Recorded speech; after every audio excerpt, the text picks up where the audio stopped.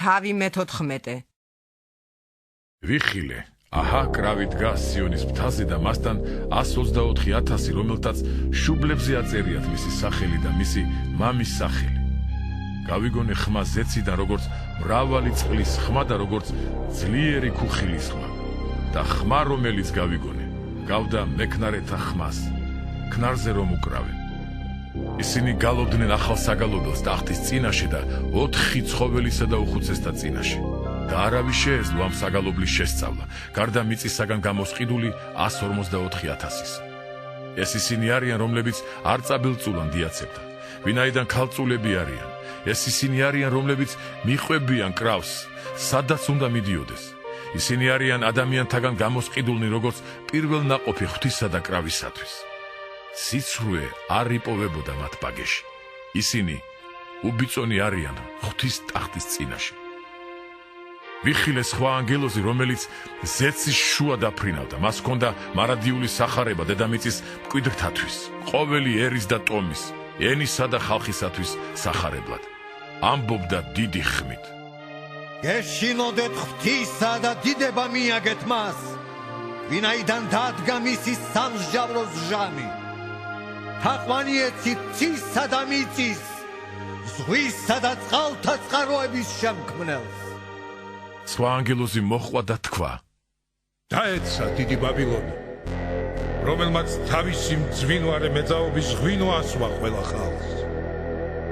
მესამე ანგელოზი მოჰყვა მათ და თქვა დიდი ხმით: ვინც თაყვანს ასემს მხეთს და მის ხატებას და მიიღებს ნიშან შუბლზე ან ხელზე, ის შესვამს ღვთის მძვინვარების ღვინისაგან, რომელიც მისი რისხვის თაში არის შემზადებული, შეუზავებლად და დაიტანჯება ცეცხლსა და გოგირდში, წმინდა ანგელოზებისა და კრავის წინაშე.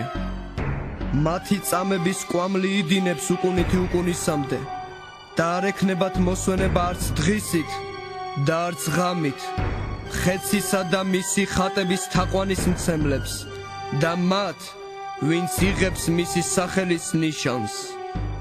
აქაა წმიდათა მოთმინება, რომლებიც იცავენ ღვთის ცნებებს და იესოს რწმენას. გავიგონე ხმა ციდან, რომელიც მეუბნებოდა: დაწერე, ნეტარ არიან მკვდარნი, რომელნიც ამიერიდან უფალში იხოცებიან.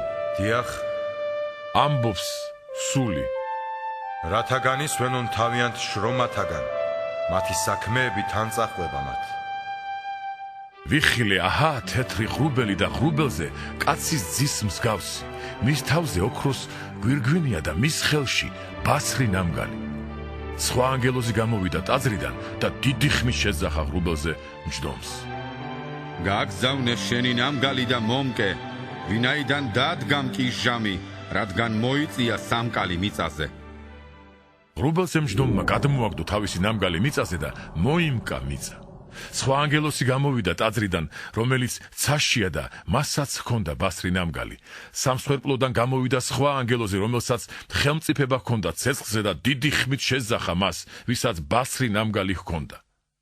გაგზავნე შენი ბასრი ნამგალი და მოკრიფე მიწის ვაზის მტევნები, ვინაიდან დამწიფდა მათი მარცვლები. გადმოაგდო ანგელოზმა თავისი ნამგალი მიწაზე და მოკრიფა მიწის ვაზებიდან და ჩაყარა ღვთის მძვინვარების დიდ საწნახელში. და დაიწნეხა საწნახელი ქალაქ გარეთ და გამოვიდა სისხლის საწნახელიდან ცხენების აღვირებამდე 1600 სტადიონამდე.